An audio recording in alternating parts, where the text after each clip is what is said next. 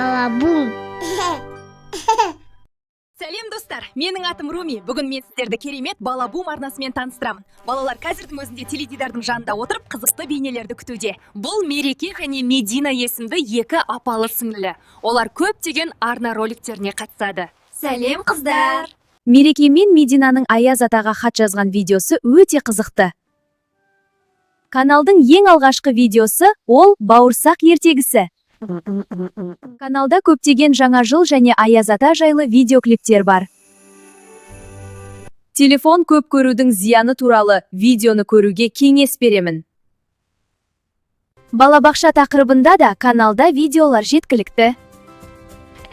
Мектеп тақырыбында керек болса, осы арнамызда табасыздар. Және де аналарымызды аялау жайлы әндер күтуде. Қызықты ертегілер мен ертегілер жинақтары ұсынылған. Оның ішінде түлкі мен қоян ертегісі өте қызықты.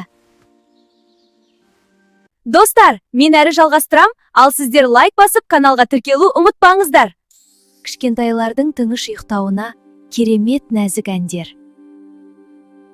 Мереке мен Медина қонжықты мектепке апарған жайлы аю тұршы әні өте қызықты. Және де Мереке мен Медина өз жаттығуларын ұсынады. Мединаның сүйікті ойыншығы қонжық туралы достар әні өте қызықты.